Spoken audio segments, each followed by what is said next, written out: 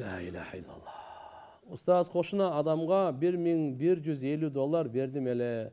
4 жыл болду. Такыр берейин деген ою жок. Эмне кылсам болот? Алла. Акча алып алгандан карыз жаман нерсе таксыр. Алла эсебин берет. Эгерде сиз ахиретке иман келтирген, сиз мусулман болсоңузчу, карызын берип коюң. Мусулман, өзүңүздү мусулман болуп, кабырда мага нормальный жатайын десеңиз, карызды берип коюң. Бере албай айтасыз, таптакыр жокпу, качпаң, айтыңыз келип. Иштеп берейин, эмнеңизди кылып, кириңизди жууп берейинби, кароолчулук кылып, патинкеңизди арчып берейинби, мыгыңызды кагып берейинби, эмне иш кылып берейин? Мына иштегениңизди, тапканыңызды бериңиз. Нары бери чардаганыңызды токтотуңуз. Пепси-кола, эт, бет жегендери, такси-паксилер токтотуңуз бардыгын. Барды акча таап туруп, карызды бериң, карызды бериң, карызды бериң. Жаман нерсе, сиз эмне кылып атасыз 4 жыл болгон болсо? Укуктуу мамлекетте жашап атабыз. Укук органына кайрылыңыз. Толук укутуз, шариаттын талабы. Не болсо ошо болсун деп эмес, кайрылыңыз. Уяты жоктор көбөйдү аябай. Айтып калат эле, колуң менен бергенди путуң менен аласың деп, путуң менен деле ала албайсың. Душка жетип калган. Кайра алсаң кекетет. Токто турбайсың. Не, ана, мына, астагфирулла. Зулум. Assalamu alaikum ажы. Мечит бул Аллахтын үйүбү же ким салдырса ошонукубу? Мени 12-чи микрорайондогу Айша мечитинен кууп чыгышты. Квартира тапканча түнөп жүргөм. Эрте багымдатта кетчүмүн, кеч куптанда келчүмүн. Зыянымда тийбөчү.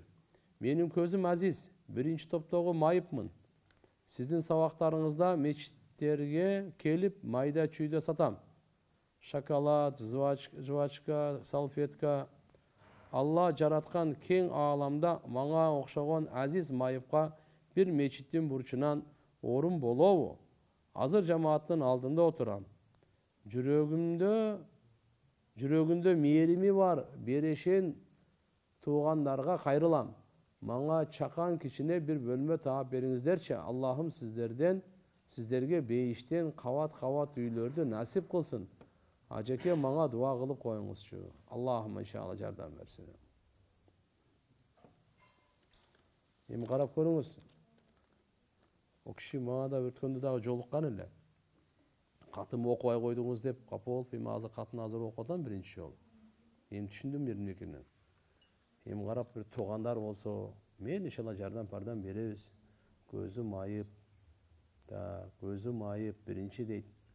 Эми бирок мечиттагы тууган бул мындай туура жүрүш керек да. Капа болбогула, мүмкүнчүлүгү чектелген, кополураак айтканда бомуждарга мечит бул үй эмес. Даже мечиткечи өзү тамак жеген уктаган болбойт. Ибадат үчүн бул.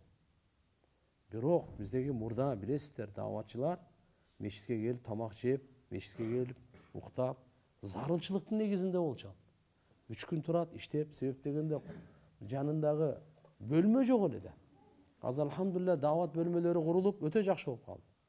Эми ошону мечит бул гостиница эмес. Сен о носкиң аярге коюп, пастаңы тияка коюп коюп отурган. Бул гостиница эмес, бул Алланын үйү бул. Ибадат үчүн таза кармалган нерсе. Бирок азыркында эгерде мусафир болуп калсаңыз, мечитке келип жатып, алхамдулилля, бундайга уруксат. Анан башка кайка барат эми. Анан эртеси күн жакшынакай болуп кетип калат. А бул постоянно үй кылып алган? Болбойт. Бул иншалла бул да мына мүмкүнчүлүгү чектелген азиз адамдагы түшүнүп алсын. Мечит мисалы, аерде имам айтышы мүмкүн бу жерде мындай депчи. Башка жолун караш керек. Бирок анча-мынча мисалы 1-2 күн тура турган болсо, аны түшүнүп дагы мейли туруп туруңуз. Бирок үй кылып албаңыз да аны. Буну башка неме караш керек да. Да даватчыларга да ушинтип кайрылып коет элек тууган. Эгерде мечиттин сыртыгында бир бөлмө болсо, бул жерде тамак жебеңиз. Бул жерде жатпаңыз. Тиякта барбы? Ошол жакта. Эгерде андай бөлмөсү жок, мечит эле бар, зарылчылыкта шарият уруксат берет. Динди үйрөнгөнгө келдиңер, дин таркатканга келдиңер. Машалла. Кош келипсиздер деген сөз. Устаз, бир имам намазда дуа кылганда Дүйнөнү жакшы үй, жакшы аял сурабагыла деп айтты. Анда качан дуа кылып сурайбыз? Намаздын ичинде жана сыртында дуа кылуу кандай болот? Дүйнөнү жакшы аял сурабал. Жок, эми сураш керек, кандай сурабайсың? Мындай да. Роббана атина фид дуния хасана. Бу дүйнөдө жакшылык бер деп сурап атпайсызбы? Роббана атина фид дуния ар кимибиз билебиз го? Баарыбыз окуйбуз го күн сайын канча. Ошо дүйнөдөгү жакшылык эмне десе, адал рызкы дейт. Имандуу аял дейт. Пайдалуу билим дейт. Чүктү? Дүйнөдөгү жакшылык өзү ушул экен. Алхамдулилlah, сиз иншалла бул жака келип алып, о Карундун кутурта турган байлыгын сурап аткан жериңиз жок да. Сиз албетте Алла Тааладан сураңыз, адал мал сураңыз. Намаздын ичинде сураса болбойт ал. Алла Тааладан, я Алла, кажетим бүтүр деп адал мал. Өткөндө дагы айттык эле, я Алла, өзүңө баш ийгенге жардам бере турган мал бер деп сураңыз. Пайгамбар саллаллаху алейхи ва саллям дуаларынан келет, я Алла, не дейт? Пайгамбарыбыз пана тилеген. Пана тилеген пайгамбар саллаллаху алейхи ва саллям. Кандай байлыктан пана тилеген? Кутурта турган байлыктан да. Адамдын башына кесепет болуп келе турган байлыктан пана тилеген. Адамдын башына азап болуп келе турган баладан пана тилеген. Карылыктан мурда карыты бере турган аялдан пана тилеген. Ушундай куу достордон пана тилеген. Анын эки көзү карап турат, жүрөгү аңдып турат дейт. Аллахумма инни ауду бика мин халилин макирин дейт. Куу доста. Айнаху яраа. Карап турат анча ярая. Жүрөгү болсочу аны байкап турат эле. Жакшылыгы болсо көмөт, жамандыгы болсо таркатат экен да. Ушундай куу достон Кудайым сактасын да. Биз билбейбиз да ким кандай экен. Ол мейли, кандай болбосун. Классташы болобу, курсташы болобу, жердеши болобу, партнеру болобу, саясатташы болобу, кошуна ким гана болбосун тууган. Пайгамбарыбыздын дуаларында бир нерсени айтайын, өтө укмуш бизге жолдомолор бар. Пайгамбарыбыздын дуалары жөн эле дуа эмес. İçinde neler var ki? Жолдомолор var. Бизге жашоонун багыттарын көрсөткөн. Пайгамбарыбыз саллаллаху алейхи ва саллям жөн эле дуа кылган эмес да. Ошон үчүн мыналардан пана тилей турган нерсе. Албетте сураңыз. Анан эмне дагы неме депсиз? Намаздын ичинде жана сыртында дуа кылуу кандай болот? Намаздын ичинде дагы дуа бар, сыртында дагы дуа бар. Пайгамбар саллаллаху алейхи ва саллям айтканы ушул. Аттахиятты окудуңуз, салам айттыңыз, пайгамбарга салават, андан кийин дуа. Дуа кылып анан. Пайгамбар айтпады бир риваятта. 4 нерседен пана тилемейинче санам бербей тургула дейт. Аллахумма инни ауду бика мин адаби жаханнам, ва мин адабил кабр, ва мин фитнатил махья вал мамат, ва мин шарри фитнатил масихид даджал. Төртөөнөн салам бергенге чейин пана тилегиле дейт. Я Алла, дозоктун отунан сакта, кабырдын азабынан сакта, өлүм жашоонун фитнасынан сакта. Дәджәл жамандын фитнасынан сакта дейт. Абу Бакр Сыдык разияллаху анху пайгамбарыбыз саллаллаху алейхи ва саллям ушу намазды окуп бүткөндөн кийин дуа кабыл боло турган учур, кайсы дуаны кабыл кылайын, сурайын дегенде өзү айткан. Аллахумма инни занамту нафси дулман катира ва ла ягфиру дунуба илля анта фагфирли магфирата мин индик вархамни иннака антал гафур рахим. Жаттап алышыбыз керек. Өлгөнгө чейин ушу дуаны кылабыз. Бүгүн жаттасаңыз, бүгүндөн баштап, эртеге жаттасаңыз, эртең. Bir жумадан кийин жаттасаңыз, bir жумадан кийин башталат. Пайгамбарыбыз өзү айткан булар. Хадистегилер. Bundan башка дагы Куранда кандай аяттар бар, хадисте айтылган, алар дуа кылсаңыз болот. Эң оңоюна өтүп алганбыз азыр. Роббана атина фид дуния хасана ва фил ахирати хасана ва кина адабан нар. Ассаламу алейкум ассалам. Алхамдулилlah, бул деле бар. Бирок кичине кошпойлу, өспөйлү. Bir dükkanda, iki dükkanda kaynatıp kılavuzda otası o. Bir duanı, iki dua kılaylı degen sura vergen kişi yok. Bir somdu, iki som kılaylı deyip gün sayın sıraydı. Bir üyü var, daha bir üyü koşmasak bolmaya kaldı. Келиңиздер туугандар. Ошон үчүн намаздан кийинки дагы алхамдулилля пайгамбар саллаллаху алейхи вассалам укмуш дубалары. Bir gün inşallah oyunca bir duaga arnayбыз го. Сааркы кечки дуаларды жатташыбыз керек. Намаздан кийинки дуаларды жатташыбыз керек. Учурдагы иншалла дуаларды. Дуаларда сактоо дагы бар, жолдомо дагы бар, Алла менен байланыш дагы бар. Пайгамбарыбыздын тилинен чыккан дуалардачы ал кабулият дейт. Алланын алдына улуу мартабалуу дуаларда болчу. Ne deydi? Farz namazdan keyin. Ya.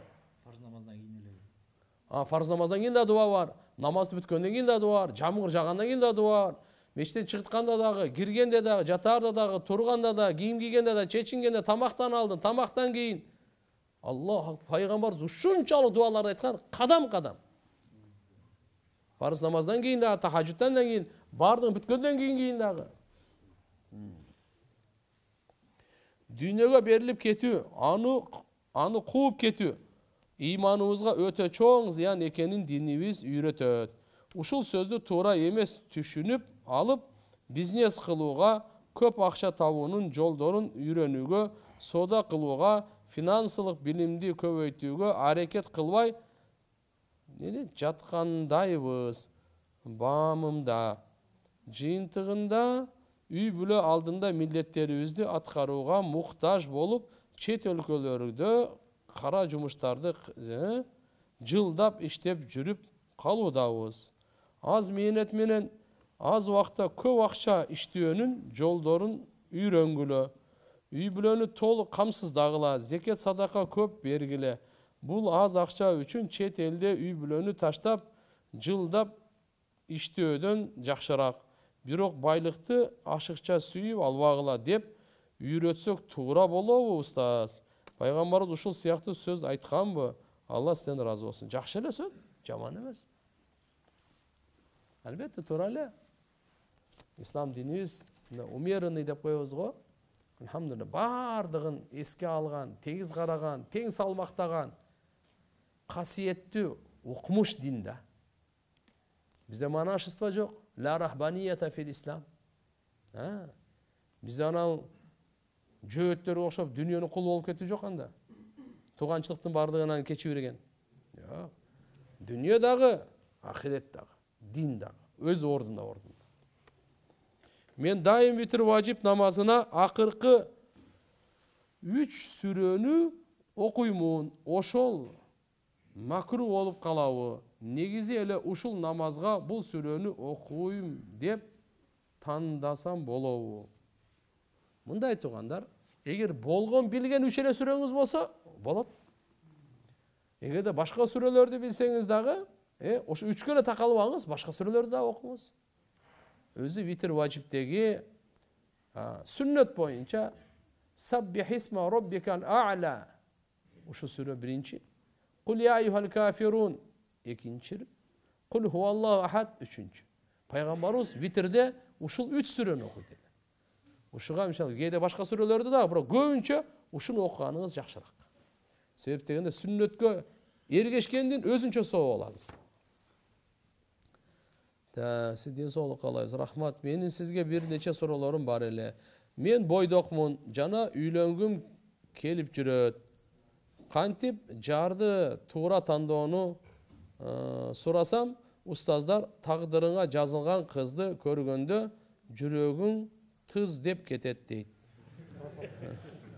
Бирок устаз, биздин айрыкча бойдок жигиттердин жүрөгү ар бир кызды көрсө тыз дей берет дейт. Ошого устаз бир бойдокторго кантип өмүрлүк жолдошту туура табууну үйрөтсөңүз. Зынага жол жеңилдеп баратат. Антпесе биз үчүн. Сизге эмне дейм ана? Тууган. Көздү сактоодо жүрөк сакталат. Көз сактай албаса, адам иманын сакташ да кыйын болуп калат. Адамдын чырайы жүзүндө, жүздүн чырайы көзүндө дейт. Ошон үчүн Алла Таала Кур'анда буйрук берген: "Кул лил муъминин ягудду мин абсарихим ва яхфазу фуружахум." Айтқын, Muhammed sallallahu aleyhi ve sellem imanı var erkeklerге айтып қой. Көздерін пас қылсын, тартсын. Ұяттуу жерлерін сақтасын. Лил муъминат, иманы бар аялдарға да айтып қой. Яғдудна мин абсарихинна. Көздерін тартсын, сақтасын. Ұяттуу жерлерін сақтасын. Көз сақтоо илим бар. Бұл мейнет талап қылады. Бұның мөмөсі ұқмыш. Мüşkatül Masabih'te hadis келеді. Кимде-ким көзін сақтаса, Алла жүрегінен данышмандықтың бұлағын шығарады. Ибадаттың рахатын насип қылады. Бүгін ибадаттың рахаты не үшін жоқ? Көз сақ емес. Күштін адамды, мейлі еркектік, еркекшен айтайын. Еркектік күш көзден шығып кетеді. Күшсіздік көзді сақтап алғандықтан келеді. Көзді сақтағандың алымдардың сөзін айтадам. Айтады да, егер де ушунда бір намахрамда көзің түшіп қалса, көзіңі сразу тарт. Айт, улуу болса, бұл менің ежем, кичи болса, менің қарындашым, же қызым. Арам ойын кетпесін. Бұл қандай улуу адамдардың сөзі тәрбиялуу. Чтоб адам өзінің көзін, иманын, өзінің ойын, ниетін сақтасын. Осы арам ойға кетеді. Біреудің аялын көріп, арам ойға кетеді. Тигінің ойы да бұзылады, бұны да ойы бұзылады. Бұның өзінің үй білесі бар, тигінің өзінің үй білесі бар. Екі өтең талқаланғанға себеп болады. Бірден баштап пайғамбар айтқан көз зына қылады деген. Көз зына қылады деген. Көз зына қылады. Құлақ зына қылады, қол зына қылады, тіл зына қылады. Ұятты жер тастықтайды, жалғанға шығарады. Туғандар, шын үшін иншалла көзі сақтанға біз әрекет қылайын ба бойдықтар. Шын үшін әйіндат тауқан дейді, адам өзі күшін қармау атыр болса, ал уақытта үйлену важип болып қалады. Атақ үйлену сүннет. Еми жар тауда қылара тұрып, тағдырында азыр сіз айтқандай тыз деп кетеді, мұз деп кетеді. Бұндай жоқ нәрсе ал. Истихара қылыңыз, истихара қылыңыз. Истихара ең қысқасы Аллахума хирли, вақтарли. Я Алла, маңа өзің жақтырғын, өзің таңдап бергінде. Истихараның өзінің намазы бар, ақырын жақшы үйдерін кеңешіп, жақшынақай қылып, иншалла, Алла Тағаладан чын жүректен сұраңыз. 100% ішеніп сұраңыз. Шектенбеңіз. Жаратқанға жақшы күменде болың. Аллахым маңа иманды қыз береді. Сіз өзіңіз тақуалықты таңдаңыз. Тазаларға таза, ыпластарға ыплас. Анан тияқты әркімді қарай бергенде мұна айтқаныңыз тұр емес бұлар. Бұл шайтанский методты айттыңыз да сіз. Адамыз, еркек, ысық жан, аялдар ділі ошындай. Бірақ ақиретті ойлап, егерде ақирет бізге үстемді болса, мына нәрседен оңой жеңеміз.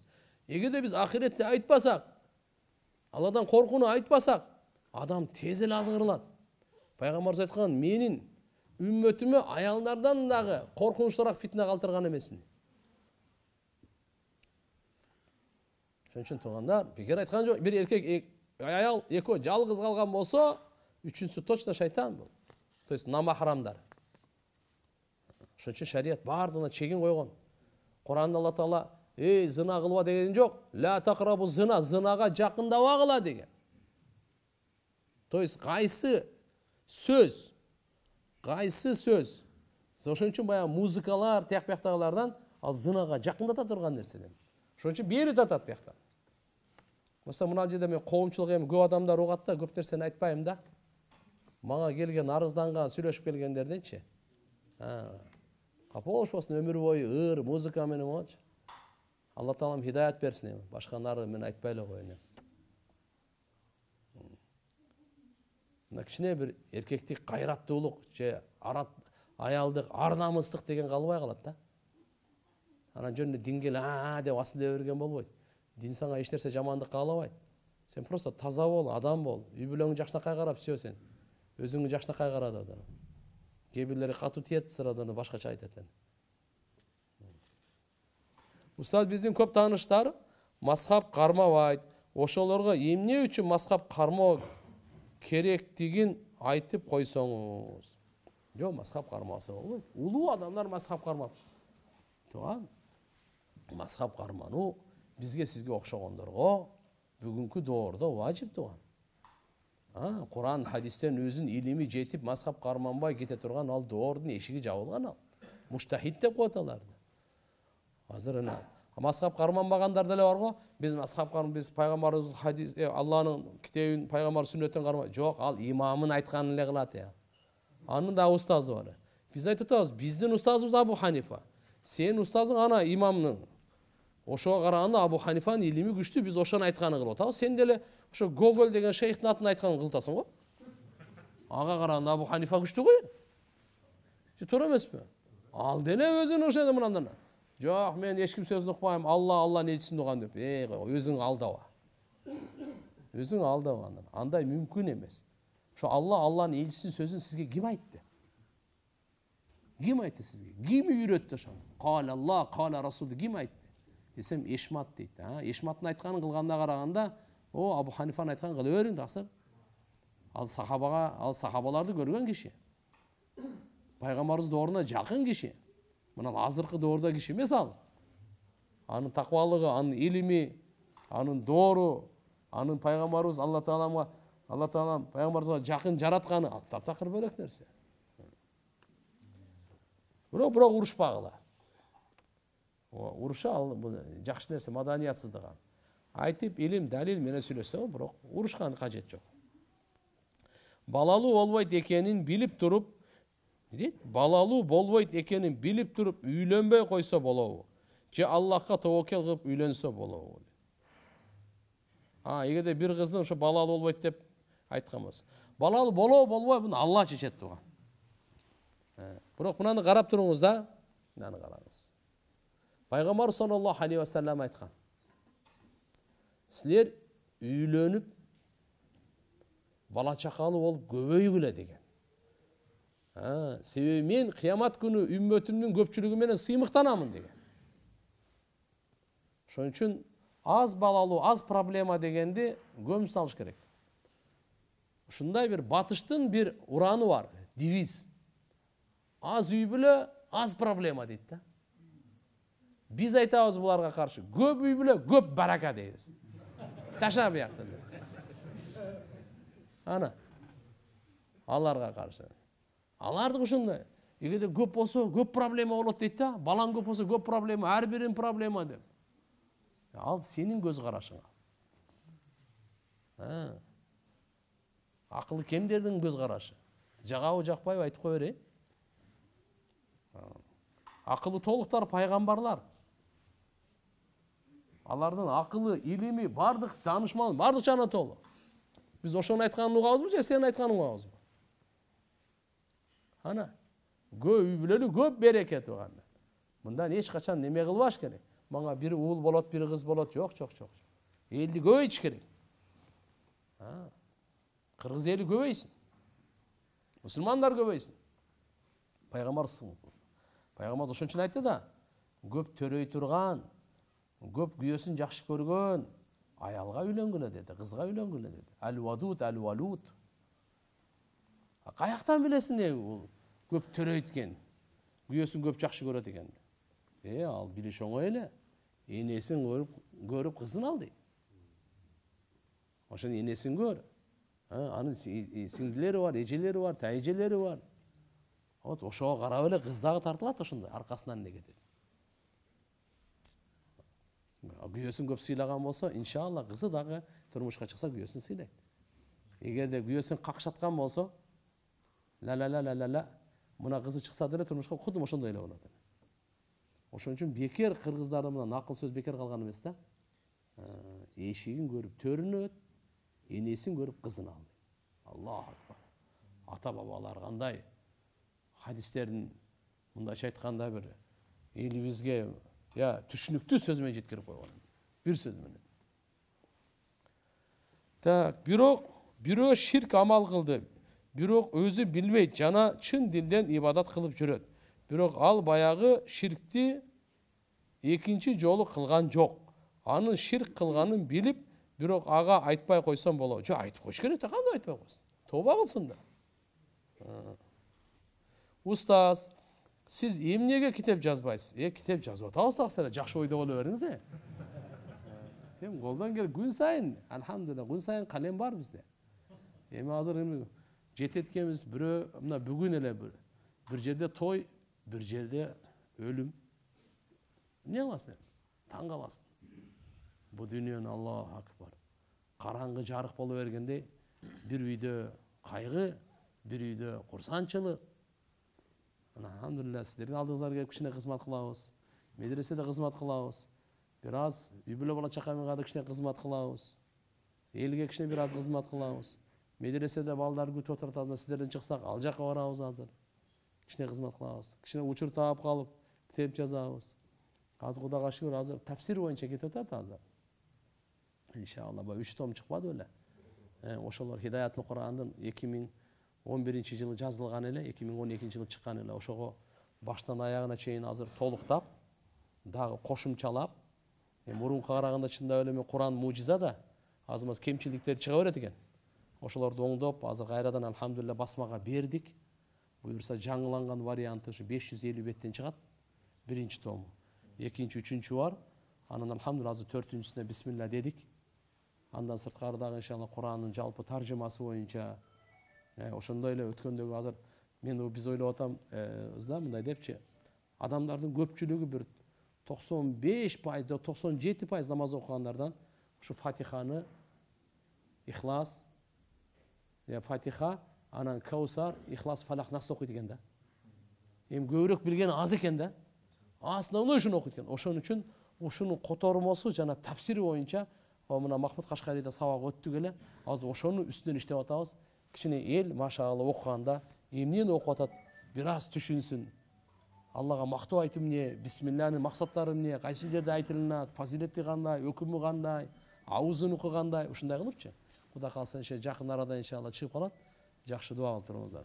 Убакыт барбы? Убакыт кирди. Анда имам келчекте окуй беребиз. Туурабы? Имам келип калса айтып коесуздар сразу.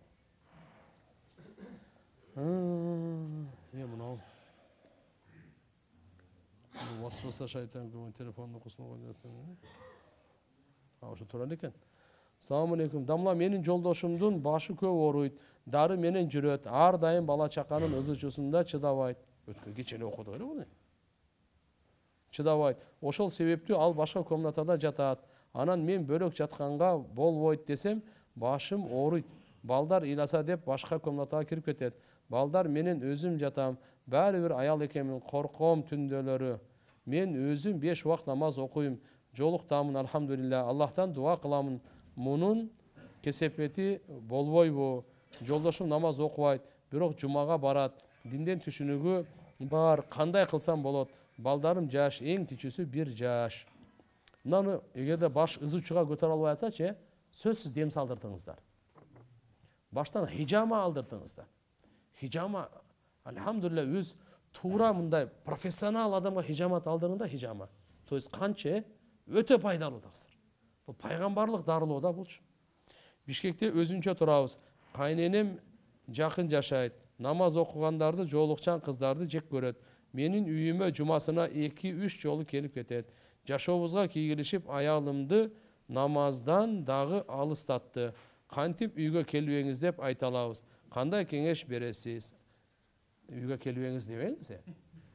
Үйгө келсе өтө жакшы. Маанайды жарык кылып, алхамдулилла, Алланын коногу келди деп, кайненем келди, апам келди деп, жакшылап дастаркан коюп, сразу дават баштаңыз. Не баштаңыз? Дават айта бериң, айта бериң, айта бериң. Анан иншалла жүрөгүнө иман келип, кайра тез келе баштайт, же таптакыр келбей коет. Дават бериңиз. Кудай кааласа даваттын пайдасы өтө чоң. Бирок хикмат менен, данышмандык менен Алла айта берди. Токтотпош керек да. Жакшылыкка чакыруунучу тууганда токтотпош керек. Бани Исраил токтотуп коюп, жаман болгон да. Бири-бирине жүрөк аралашып кеткен. Кеттик. Ассаламу алейкум устаз. Хижаб кийгенден кийин бетти жабыш керекпи? эми карагыла, намахрамдар болуп калса фитнанын учурлары бетти жаап коюш керек. Намахрам эч ким жок, жабыш кереги жок. Намахрам жок, эчтеке эмес, ачык эле жүрөт. Демек учур кээ бир ушундай фитнанын учуру болуп калат. Намахрамдардын алдында жакшы эмес да. Махрамдын алдында беймарал. Жолдошум каза болду, мен ахиретте жолдошум менен болгум келет. Ошондо мен башка турмушка чыкпашым керекпи? Жолдошум биз жокто узап кетти. Ыраазы болуп кеткенин кантип билсем болот? Жолдошум менен ахиретте чогуу болуш үчүн эмне кылышым керек? Жок, ыктыярдуу. Турмушка чыгасыз, чыкпайсызбы? Эч ким сизди мажбурлай албайт. Албетте иншалла жолдошуңуз ыраазыбы, нааразыбы? Ал сиз ошол учурда мисалы билбесеңиздер ага чейин жашооңорда кандай эле билесиз да. Разы кылган болсоңуз, алхамдулилля, разы. Жолдошуңуз менен чогуу ахиретте болуш үчүн дуа кылыңыз. Иншалла артынан садака кылып туруңуз. Мен уйкуга кирип жатып, түш көрө баштадым. Түшүмдө мен васваса дедим. Бир киши васваса бул жаназада окулат деди.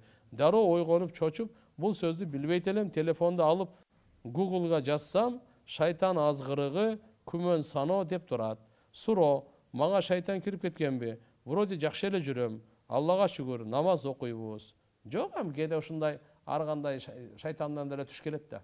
Түш өзү кээде Алладан, кээде периштелерден, жок, кээде Алладан, периштелер аркылуу. Кээде нафстан, кээде шайтандан болот да. Ошон үчүн кээде шайтандан болгон азыркында жаман түштөргө көңүл бурбай эле коюңуз. Андан көрөк сиз ошо жаман түштө пана тилеңиз, эч кимге айтпай эле коюңуз, зыяны тийбейт. Бул дүйнөдө кечирилген күнөөлөргө кыяматта жооп беребизби? Жок. Бул дүйнөдө иншалла чын жүрөктөн тоба кылган болсоңуз, Аллахым кечирген болсо, ага жооп болбойт. Мен чет өлкөдө тамак ташып иштейм. Көбүнчөсү арам тамак болот. Бул жакта көбүнчөсү мусулман эмес адамдар. Менин тапкан акчам дагы арам болуп калабы? Башка жумуш таба албай жатам. Башка жумуш тапканга чейин иштеп турасыз. Бирок мынада арам тамак ташыган бул дагы жакшы эмес. Болду? Иман жок, окуй берели. Я. Вакыт барбы? Салам алейкум. Устаз, мен 20 жаштамын. Менин Аллага шүгүр имандуу досторум бар. Бирок арасында жаман жолдо жүргөнү дагы бар. Ошол досторум менен сүйлөшпөй эле койсом болобу? Наставление кылып жатам, бирок ниет бар деп окубай жатышат. Андан көрө алар менен жүрбөй эле койгонум жакшыбы? Ошол досторумдун жаман жагы мага дагы тийип, же болбосо имандын алсырашына себеп болушабы? Жамандыктан кайтара алсаңыз, отуруңуз. Эгерде жаман иш кылып аткан болсо, жамандыктан кайтара албасаңыз, ал жерге барбаңыз. Атак достукту үзбөңүз, салам дуа дайыма кылып туруңуз, жакшы кулк мүнөз менен сизден пайда жетип турсун. Дават кылып туруңуз, өзүңүз күчүңүз жетпесе, башка адамдарды алып келип, чай уюштуруп дават кылдырып туруңуз. Шарият боюнча, устаз, талаба илимдер медреседе окуп жүргөндө кайсыл амалга бекем болуш керек? Жана талаба илимдерге насаат айтып койсоңуз, устаз, рахмат. Илимди жакшы үйрөнгүлө. Илимге менен алек болуу, ошол өзү амал. Устаз, шарият боюнча аскерге баруу керекпи? Чоң рахмат, устаз. Аскерге баруу керек. Мекендигим коргойт анан. Эч ким барбай койсо. Өгөй атаны ата десе болобу? Болот. Башка өгөй эмес эле башканы ата деп атпайбызбы? Ата келиңиз, отуруңуз, туруңуз, алыңыз деп турабы? Өгөй атага караганда жакын. Мен чачымды кара хынага боёйм. Себеби ак чачтарым бар. Анан бир видео көрүп калдым. Кара түскө боёсо болбойт экенин. Не кылсам болот? Ошондуктан сизге кайрылган элем. Хына өзү кара болбойт го. Хына кичине кызыл күрөңүрөөк болот. Өзү хыначы. Чачты карага бойгон бир немелери бар. Мисалы, о карган 50-60ка чыгып калган итак эле аппак карага боеп алдаган болбой калат. Жаш көрүнүп, красавчик болоюн деп. Болбойт. Эгерде жаш эле 20-30 жашта өзү чач агарбайт. Кандай ордун бир себебинен чач агарып кетсе, карага боёсо болот. Бул үйнөн эле үйлөнсүн. Мисалы, газатта, жихадта чачын карага боёсо болот дейт. Казылар, мисалы, немелерди карай турган болсок, чечим чыгарган. Аларга демек бардыгында эле тыюу, бардыгында эле уруксат эмес да, абалга каралат да. Тикпи? Так. Ата энем финансы тараптан бир аз кыйналган. Балам кредит алып бер дейт. Кредит арам, бирок ошол эле учурда ата эненин орду да бийик. эмне кылсам болот, болбойт, кредит алып берип, кайра баткакка батасың. Сормого батасың. Чыгайын десең чыга албайсың. Иншалла. Ошончо анан көрө киши сабыр каниет кылсын, той тупурду азайтсын, нормально эле болот. Бүгүнкү күндөчү, сиз иштеп бериңиз, аракет кылыңыз, азына каниет менен. Европада фура айдап баратып, угам сизди. Аллахым сизден разы болсун. Келинчегим төрөйт жакында, иншалла. Дуа кылып коюңузчу. Аллахым жеңилдетсин. Амин. Зынанын бул жашоодо 3 кесепети бар дейт го. Жүзүнөн нур кетет, байлык жолобойт, жан чыкканда суусап өлөт. Эгер бойдок кезинде бир жолу жаңылышып, чыдап тооба кылса, тообанын шарттарын аткарса, бул кесепеттер тийбейби? Тийбейт. Тооба бардыгын жуп салат. Бирок тообанын шарты ошодон кийин кайра кайталабасын. Таубатын насуха дейт. Жакшы көргөн күнөөнү жек көрүү жана эстегенде дароо истигфар кылуу. Хасан Басри рахматуллахи айткан. Bir adamdın yüzüne nur kayıtıp gelevi. Ekinci soru. Целомудренный kızga üylöne alavu. Jakşı erkekler jakşı ayaldarga, jakşı ayalдар jakşı erkeklerge деген ayat бар го. Болот. Тоба чын жүрөктөн болсо. Искреннее покаяние подобен тому, кто и во все не совершал деген хадисти да түшүндүрүп бериңизчи. Туура өзүңүз да айтып атпайсызбы? Кыргызча ошол да. Чын жүрөктөн тоба кылган, ал күнөөнү кылбагандай. Ат-таиб минад-дам Kamen la dembala. Hadiste bolçu. Peygamber sallallahu aleyhi ve sellem aytkan, şu günödön, çın yürekten tövbe kılgan, al hiç günah kılmaganday degan.